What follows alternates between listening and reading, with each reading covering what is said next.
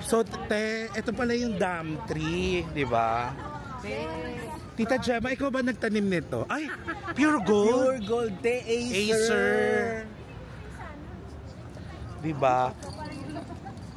Acer tsaka pure gold lang. Walang TM. Baka sponsor. SB19, nandiyan ba kayo? Charot. Ano mo sila? Ken! Josh! Oh, kunyari ka pa si Pablo na hanapin mo. Ito yung dam tree. So what can you say about the dam tree? Do you like it? I like Dam it, girl. Ang ganda, pero ang ganda. Pwede bang, para maganda to sa podcast natin, parang sa studio to. Paggawa lang tayo sigil, kunin na lang natin to. Gusto ko yung may dagta, May ano? May dagta. Ito yung mga sampler nila. Dito nila unang napakinggan. Oo. Kaya ito yung kay Josh na sinulat. Oo, yan nga. Eitan ball. Yan nga yun. Ito yan. Say hi, Tita Gemma. Ay, oo. Ayan na pala ang dam tree. At least napuntahan na natin. Welcome to Mad Summer TV. And of course, ay wait, asan yung shades ko? Batuhin kita nitong apple from the dam tree. Now, of course, we have forgotten to react to the audio sampler and we promise it. Oo nga. Hello, ako sabi ko, hala, lalabas na lang yung EP, hindi pa tayo nakapag-react. True. So now, we will be reacting to... Oh my God, Eve. Wala na eh. Hindi may kasalanan natin. Anyway, so that's it. We're going to react to the sampler. So, of course, as we all know, Dam is already out. Yeah. And then we have Time. And then we have 8-ton ball. Quit. Shooting for the Stars and Dungka. And of course, yung extended version, napakinggan na rin natin yan. And napanood na rin natin yung performance. So, we're going to look at the audio sampler now and listen with you. This is my first time to listen to May this. ako napakinggan ko yung Quit. Okay.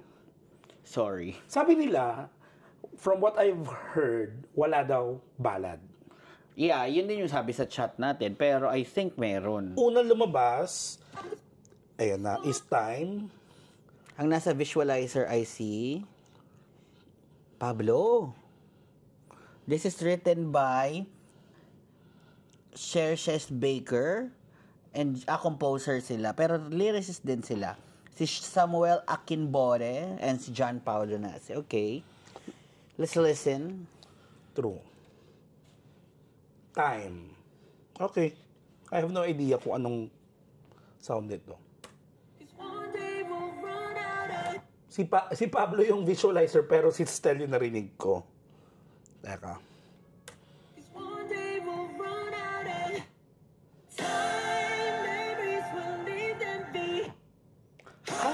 Oh?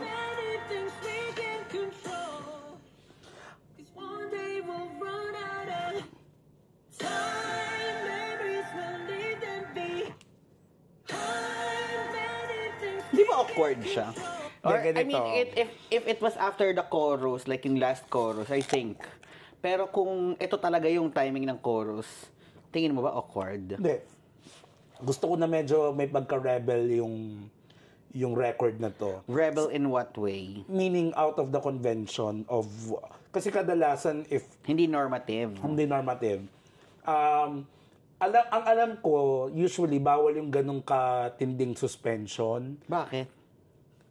Kasi kuwari sa radio, o di next, parang papasok na si Ate Gay. Paglipat na, parang, ano yun? Hayop. Remix. Remix ni Ate. Si Ate Gay. Pero ako gustong-gusto ko kasi you can feel the anticipation eh. Although alam mo na syempre, run out of time. O, diba?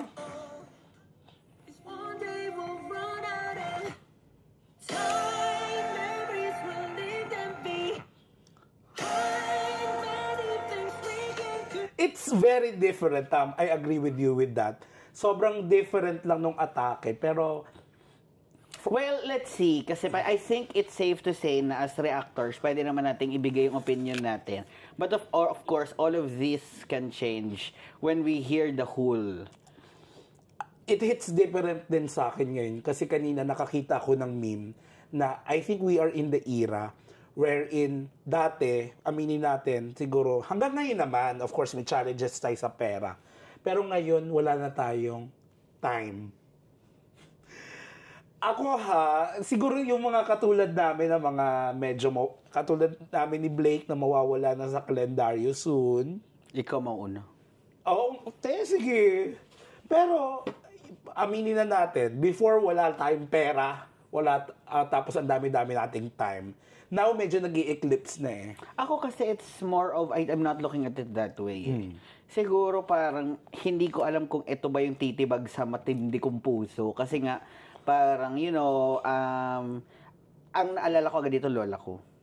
Yes. Kasi I mean, kumbaga, I'm not saying that I have the luxury of time with my especially my grandmother. So parang yun yung medyo nag-hit sa akin.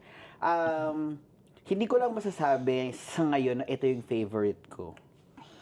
Fair. This is just like 12 Yeah, I mean, seconds. magbabago pa naman to kasi we haven't really heard everything. Pero borderline ballad siya for me. Yeah! Next, we have Eighton Ball. Eighton. Written by Alon? Hindi, ang lyricist si Benji Bay and si Josh! Okay. Let's listen. This is very Josh. Josh coded. Josh coded. Parang ano yun, yung song na, TikTok song na, wait a minute, yung ano yun? Yung sa TikTok, wait a minute. Anong kanta yun, te? Natawa ako sa hingal mo. Parang totoo yung hingal mo. Pero yun nga, Oo nga, gets ko naman. Pero very Josh, parang very, really hip-hop. I mean, very true to Josh. Ano yun?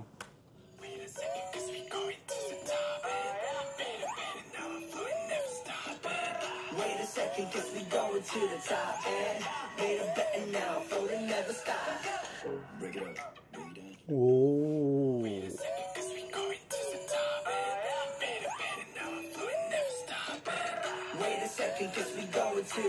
and made a bet and now for the never stop. It's very chill. Kumbaga, I find this a bit new. Ito kasi, kumbaga we know SB19's version of hip-hop is very over the top. Yeah. Like, over there. Yes, over there. But for me, there's this kind of hip-hop kasi that can borderline on chill. Na parang, it's still hip-hop, it still has the groove, pero it's more of a swag rather than something na bouncy. In contrast with Crimzone, Gento, Dam. Yeah, parang gano'n. More on chill siya. So, I like this. This is more of how you would see SB19 in another. Parang ito first time ko makikita sa kanila to. Okay, while I appreciate yung parang feeling ko ito yung tinatawag na yun recently na parang genre hopping or parang medyo binabali mo yung genre in a sense na parang nire-revolutionize mo siya. It's just that for me, I like it as a record, pero hindi ko lang alam kung paano siya Magpe-play? papasok sa simula at wakas narrative. Exactly. Yun lang yun. Pero as a single, if it's But going do to be you a single, think- as a record, Ito, I honest like question it. ko sa'yo. Do you think the pagtatag songs connected everything? I hope so. Hindi, yung pagtatag. Yung previous nila, Gento, ikaw, Ilaw, do you think all of their songs connected? Surprisingly, during the concert, that's what I finally realized na parang kahit pa paano, medyo na pagkabit-kabit siya. 'Di ba? Well, yes, oo. Nung concert, Nung it all concert. made sense. Pero, just listening to it, hindi ko siya kasi nakita as Yes. super connected eh. So, I'm also... Pero alam mo, Blake, nagiging problem yan hindi lang naman ng SB19, but most of the artists I've seen. sobrang hirap din talagang gawin siyang isang cohesive. In all fairness, In all hindi naman ako fairness, super keen. Hindi ka super conservative and very strict. Like story, I don't like storytelling na parang may ritmo, kailangan mo pakinggan to para ano, parang sometimes I like to enjoy this song, just this song. Parang ganon. Kumbaga, yun yung type kong listener eh. Pero nevertheless, I like the sound of it. I like the vibe, the chill, sabi mo nga kanina. As a record. Hindi mo lang makita kung saan siya mag-fit into the narrative ng simula at wakas. Okay, I get it. Valid. Yun, excited ako kasi as a person who has been really involved sa mga hip-hop na dances, so parang it's nice eh. I think very, very ano na to, kumaga, this is leaning towards yung mga hip-hop or rap nowadays, like Cardi B, Megan Thee Stallion, not necessarily bouncy, but it's more of like, basta may kakaibang angas, which is yun yung gusto ko maibigay na to ni Eitan Boss. So I'm kind of excited for this. Plus, I like Josh's songs. Yeah, and ang nakikita ko rin dito, of course, we have preferences, di ba? Yung preference yun, te. I'm excited to hear kasi lahat tayo may favorite, Yes. lahat tayo may preference. I think me and you were leaning towards the pop, yung sa pop side of the songs. Yeah. Sometimes medyo nagtataka tayo, ba't si Kendrick Lamar yung nananalo? Bakit sobrang sikat na ni Doechii?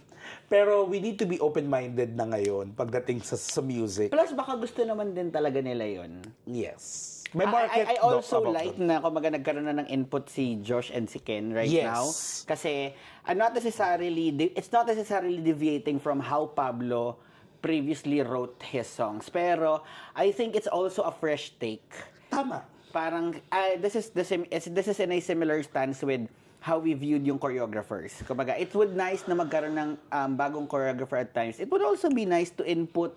Yung baka naman hindi natin natatry or na kumbaga close tayo. Totoo. Tapos biglang, okay naman pala. Pero, in all fairness, let me just bring this up. I think there were some people who is already bringing up, baka ako pa mag-bring up, wag na. Hindi ko nakikwento. Later ko na lang offline ko ikwento sa'yo. Okay, abangan nyo na lang pa sa 25 kung may ikikwento niya. Pero ito lang gusto kong sabihin, ha? There could be a song or a record that hindi natin panlasa, and that's totally fine. Sorry, man. If you heard a record in this album or EP na parang hindi ito yung gusto ko, hindi ito yung panlasa ko, don't fret. Kasi baka may ibang listener silang kinukuha. True. Baka may ibang demographic silang inaabot. Diba? Not necessarily demographic. Ibang listener. Ibang Basically, listener per the se, casual. yes. So, wag naman tayo, syempre, Close-minded. close-minded at wag tayo makasarili katulad nung napapanood natin sa TV. It's not all about us. Sometimes, charot lang, kapapanood lang namin ang PBB. Pero, it's not always just about us or what Yeah. we expect of them. Sometimes, we need to give them leeway talaga to Sa create new writing nila. sound, to create new writing, new sound na maaaring makahila sa ibang Yeah. listener. So, I'm looking forward to this also. And then the next na in-upload nila is yung Quit. Ito, sulat ni Philip. Kaya na-excite talaga ako pakinggan yan. Wow. Hear about Pablo This is and Philip Philip. and Pablo. With Look April. Okay. Pero this is, ang composer lang is si Philip. Yeah. Yeah, I'm so excited to hear.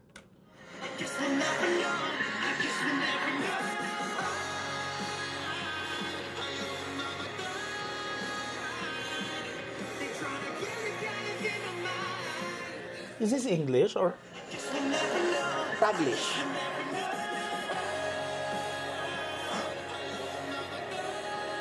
Ballad, rock ballad. Shit, parang punong-puno ng emosyon tong kantang to. I mean,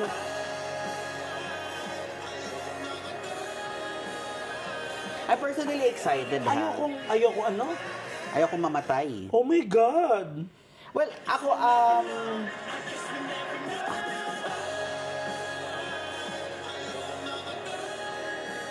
I'm personally excited for this kasi, kumbaga tayo minsan, Pablo consistently surprises us sa mga pagsulat niya ng kanta. Yung But lalim. with, oo, yung lalim. Tapos may depth ka minsan na kailangan ina-unravel. But with Philip kasi minsan, there's an emotion, specifically with ache. Yeah. So I'm really curious as to what emotions will he be evoking through his lyrics and his composition. True. Well, kasama naman si Pablo, pero I think bagong take to eh. Yun yung pinakagusto ko kasi kay Philip, yung evoking of emotions. True. Kay Josh naman, ang pinakagusto ko talagang pagsulat niya ng kanta is yung very, it's not super different, but it's super cool. Yeah. Parang they have different, kaya ako naku-curious dito kasi, hindi ko alam pag napakinggan ko to kung anong emotion yung may evoke niya sa akin. Kasi Pablo was successfully able to do that. Si Philip kaya, with SB19, na siya yung kasama niya si Pablo as lyricist and siya yung composer. Ano kaya yung possible na i-trigger niyang emotion dito? Which is, ito pa nga lang yung isang lyric, ayokong mamatay. Parang, oh my God. Para kasing sa akin, ang paggawa ng isang kanta, sometimes, dalawa lang yan. Pwedeng sobrang lalim ng lyrics na parang it can evoke, sabi mo nga, Pwedeng straight to the point. A lot of deep emotions. Talagang makakaramdam ka ng kakaiba sa song na to. Pero may isang art din of creating a song na sobrang simple pero direct to the heart. So I'm so excited to hear about this. Pero parang feeling ko lang, I have this feeling and gut feeling na magiging ko siyang favorite in a sense na pakinggan kapag nag-iisip at nagmumuni-muni ako. True. Yun lang yung feeling ko. Parang ganun yung napapakinggan ko sa ngayon. Pero I'm so excited then with Quit. Ayokong mamatay. And of course, is this the last one? No. Ay, Damn 3. May dalawa pa. Shooting for the Stars and Dungka. Okay. Shooting for the Stars August Rigo. is totally sila lang ang nag-interpret. So sila lang yung artist. Yeah. So produced, composed, and lyrics by Sir August Rigo.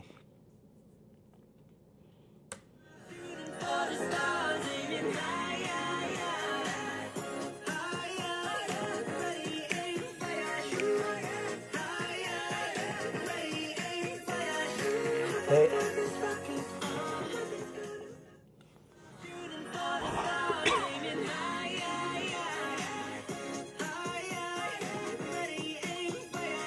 Oh my God!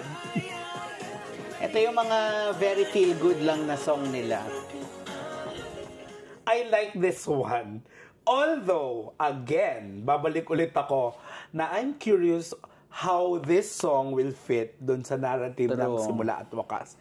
And you know, this is just a sampler. You don't know what's in it for you. True. Baka mamaya Biglang ballad pala yan, no? yes, baka biglang in the middle of the song biglang yeah. So pero I'm loving the record ay parang yung mga songs individually so far. I'm loving it individually. Pero I'm very curious kung paano talaga siya Like you fit into the narrative. fit into the narrative or kahit huwag naman ka-narrative. Let's see. Pero ako gustong-gusto ko siya. Parang I can, with this sampler alone, parang feel good na siya for me. Ang saya-saya na ng puso ko. And I'm very, very excited to hear the full song. Okay. And last but not the least is Dungka. I think this is huhulaan ko lang. I've never heard about this. Is this going to be the Cream Zone? Is this going to be the wordplay. Of the album. Okay, let's. Woo. This is produced, composed, and lyrics by Radkids. Okay. And alam mo naman pag Radkids, di ba? Mahal mo. Hindi. Suot mo. ko.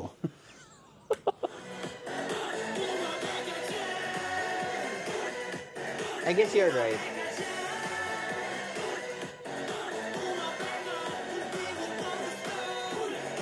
Tumabi ka? Doon ka. Hindi. Teka.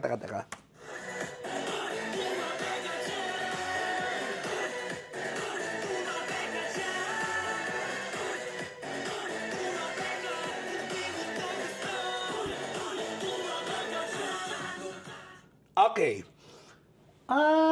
What can I say about this? I'm also excited about Dungka. TikTok to. As in, ang laki ng potential nito mag-viral, lalo na Dungka sa kapag tabi.